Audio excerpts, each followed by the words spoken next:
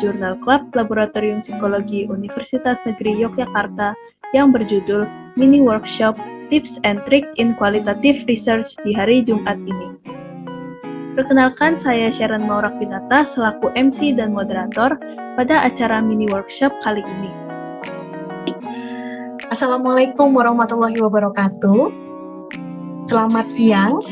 Yang saya hormati Ketua Jurusan Psikologi UNY, Ibu Siti Rohmah Nurhayati, sekaligus narasumber pada jurnal hari ini gitu. Yang saya hormati pula Bapak Ibu dosen Jurusan Psikologi. Yang saya hormati narasumber kita ya, Mbak Hesti Kurniasari SPC, yaitu penulis skripsi Potret Perjuangan Santri Transgender, serta hadirin sekalian yang dirahmati Allah. Besar harapan kami begitu agar acara ini memberikan manfaat yang sebesar-besarnya kepada para hadirin sekalian, memberikan angin segar sehingga teman-teman yang penasaran kepada penelitian kualitatif dapat tercerahkan, dan juga mungkin sedikit menjawab kegalauan teman-teman yang sedang akan melakukan penelitian kualitatif. Pertama, saya ingin mengucapkan terima kasih kepada Ibu Unin, Bu Nunu, dan juga Mbak Hesti yang telah membersamai kami pada siang hari ini. Lalu rekan-rekan panitia yang telah berusaha semaksimal mungkin untuk menyelenggarakan acara Jurnal Club pada hari ini, serta seluruh peserta dari mahasiswa maupun kalangan lainnya. Saya ucapkan banyak-banyak terima kasih karena telah hadir dalam acara Jurnal Club pada hari ini. Selamat siang, salam sejahtera untuk semuanya. Baik, kita akan mulai dengan memahami metode penelitian kualitatif. Walaupun ini sudah dipelajari, memang kadang-kadang ketika sudah praktek gitu ya, sudah mulai meneliti itu bingung juga. Nah, apa itu penelitian kualitatif? Ya, secara sederhana nih, Strauss dan Corbin itu mendefinisikan penelitian kualitatif itu ya penelitian yang temuan-temuannya itu tidak diperoleh melalui prosedur statistik atau hitungan lainnya. Jadi yang agak-agak alergi statistik itu, maka penelitian kualitatif ini menjadi sesuatu yang cocok, karena banyak juga yang alergi statistik. Seperti tadi saya sampaikan, ada mahasiswa yang memilih kualitatif itu karena nggak mau ketemu statistik, karena nggak mau takut kalau hipotesisnya tidak terbukti seperti itu. Nah, ini penelitian kualitatif ini memang penelitian yang menjadi temuan-temuan akhirnya itu ya tidak diperoleh dengan prosedur-prosedur statistik yang sudah kalian ketahui atau hitungan-hitungan yang terkait dengan angka dan sebagainya. Jadi kalau penelitian kualitatif itu kan melihat langsung, misalnya saya pengen meneliti tentang resiliensi gitu ya. Ya, kita akan tahu secara jelas detail dari proses resiliensi itu dengan melalui proses observasi misalnya. Jadi kita akan tahu betul ya, apa yang kita teliti, maka kita bisa melihat, juga bisa mendengarnya secara langsung dari partisipan. Nah, kadang-kadang dalam penelitian kualitatif itu juga bisa mengangkat suara-suara kelompok marginal yang mungkin selama ini tidak tersentuh. Misalnya ada anak jalanan gitu ya, kemudian juga waria dan sebagainya, itu biasanya didekati dengan penelitian-penelitian kualitatif, karena biasanya mereka sendiri tidak mudah untuk percaya pada orang lain. Kemudian ini penelitian kualitatif ini menuntut peneliti, mungkin ini untuk jadi pertimbangan ya. Mungkin yang selama ini saya masih bingung mau kualitatif atau kuantitatif. Nah, ini jadi pertimbangan nih. Berikutnya nih, yang terakhir nih, bagaimana melakukan penelitian kualitatif gitu ya. Pastinya kan kita berangkat dari ide-ide gitu ya. Sudah ada ide apa bermunculan, idenya datang dari mana? Bisa dari pengalaman sehari-hari, bisa juga dari kadang-kadang bisa juga dari idenya datang dari dosen pembimbing misalnya, karena ikut penelitian payung bisa dari dosen pembimbing, atau dari kita bisa tahu dari misalnya ada perdebatan gitu ya di literatur itu bisa menjadi ide gitu ya. Hasil-hasil penelitian sebelumnya seperti apa itu bisa menjadi ide gitu ya. Kemudian setelah itu kita melakukan review literatur dan dilanjutkan dengan rancangan penelitian, pengumpulan data, analisis, dan menuliskan laporan. Nah, kemudian pengumpulan data, saya kira ini juga sudah familiar sih gitu ya, pakai wawancara mendalam gitu ya, terstruktur, ada yang semi terstruktur seperti itu. kemudian observasi partisipan, kemudian analisis dokumen. Tentunya analisis dokumen ini bukan hanya dokumen teks ya, bisa gambar, bisa foto misalnya, bisa juga video misalnya, ini bagian dari analisis dokumen. Bisa juga survei menggunakan angket terbuka misalnya, itu juga bisa. Nah, nanti itu kan harus di coding tuh, menemukan kata-kata yang menonjol, yang menunjukkan adanya fakta-fakta psikologis gitu ya. Nah, ini cara-cara untuk mendapatkan kata atau frasa-frasa ini yang disebut sebagai coding. Jadi kode ini adalah kata-kata atau frase pendek yang memuat esensi dari satu segmen data. Ini kalau datanya nggak terlalu banyak bisa dilakukan manual gitu ya. Tapi bisa juga diserahkan pada software tertentu, misalnya NVivo gitu ya. Tetapi walaupun menggunakan NVivo, kemampuan untuk memilah-milah data, melakukan coding secara manual itu sesungguhnya tetap diperlukan. Gitu. Bukan berarti kalau kemudian kualitatif itu bebas apa saja, nggak perlu mempertimbangkan keterpercayaan data misalnya, enggak, tetap harus mempertimbangkan. Nah, istilah-istilahnya aja yang beda.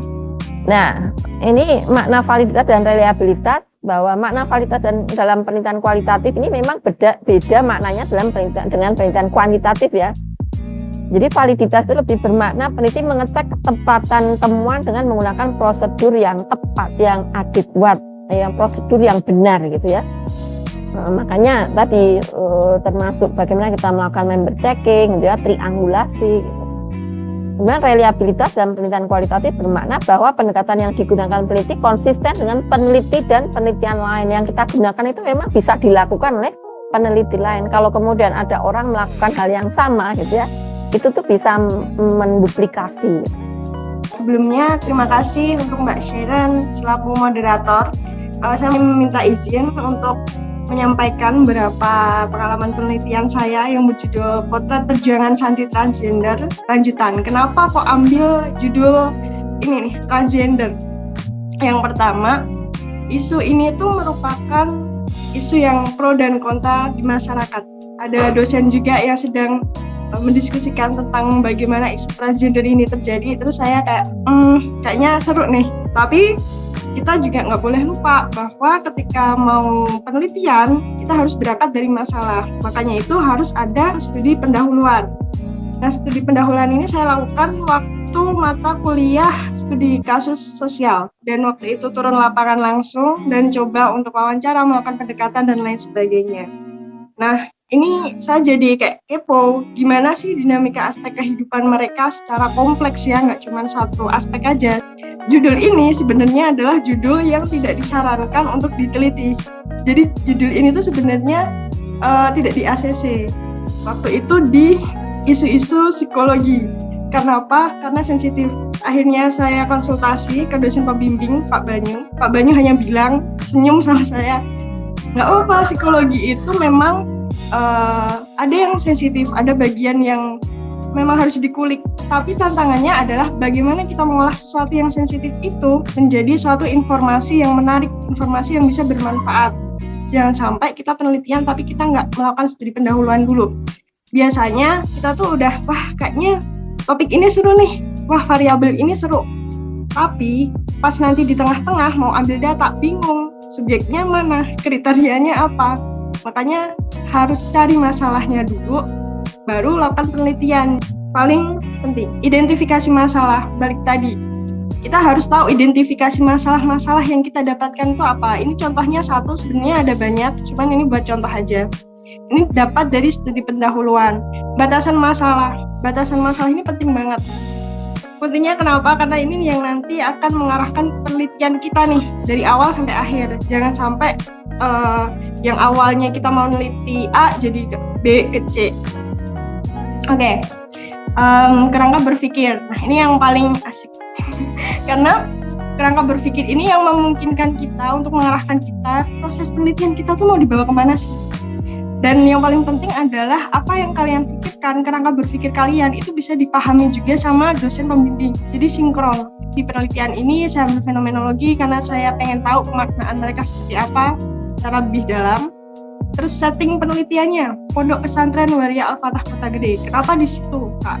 Ya karena di situ ada aktivitas sajidar. Jadi di hari-hari tertentu, di hari weekend tuh mereka sering kumpul di situ, dan itu memudahkan peneliti untuk melakukan pengambilan data. Nah, ini adalah besaran dinamika. Jadi ini yang paling akhir dinamikanya. Di balik ini itu masih ada dinamika lagi. Oke. Nah, ini ada kriteria tertentu pada responden ya, yang tadi purposive sampling. Terus untuk pengujian keabsahan data, itu ada member checking. Member checking ini yaitu responden itu diminta untuk mengecek ulang, menilai apakah data yang diperoleh sudah sesuai atau belum. Jadi, semua yang saya dinamikakan tadi, itu kan ada bentuk bagannya, ada bentuk deskripsinya. Kembalikan lagi ke subjek, biar subjek itu bisa melihat, ini ada yang sesuai atau enggak. Tadi kan itu banyak, akhirnya saya melihat ada bagian tadi yang sangat baik, identitas bla bla dan segalanya itu. Maksud saya seperti ini, apakah penentuannya itu kita berdasarkan teori yang ada, atau penentuan itu juga kita harus mengkolaborasikan dengan objek penelitian kita? Bagaimana cara kita bisa menentukan topik penelitian ya tadi ya? Dua-duanya Pak gitu. Harus baca teori atau penelitian terdahulu seperti apa, biar yang pertama adalah penelitian kita nggak sama kayak yang kemarin, jangan sampai kita mengulang penelitian yang udah diteliti. Yang kedua adalah yang paling penting, kita harus tahu di lapangan itu masalahnya seperti apa, seperti yang dijelaskan oleh Bu Nuna tadi, bahwa ini saat ini itu ada kayak isu-isu terbaru. Nah, itu yang harus kita cari gitu. Dan permasalahan apa yang benar-benar harus benar-benar diselesaikan atau dicari tahu ini sebenarnya ada apa. Gitu. Jadi dua-duanya itu saling melengkapi dan saling terkait. Tiba saatnya kita di penghujung acara. Terima kasih saya ucapkan sekali lagi kepada seluruh hadirin. Acara mini workshop hari Jumat ini saya tutup.